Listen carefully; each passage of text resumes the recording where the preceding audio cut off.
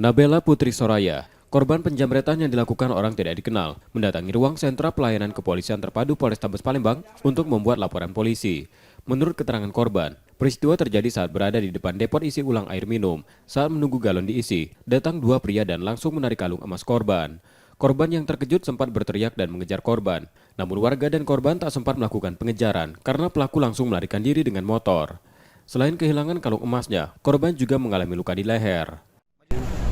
Pada malam minggu sekitar pukul 19.30 saya keluar untuk membeli air galon, air isi ulang. Setelah saya berhenti di depan air isi ulang, ada motor, dua orang dari belakang lalu menarik kalung saya. Kini laporan korban dalam penanganan Polrestabes Palembang. Yudi Kiswanto, Kompas TV, Palembang, Sumatera Selatan.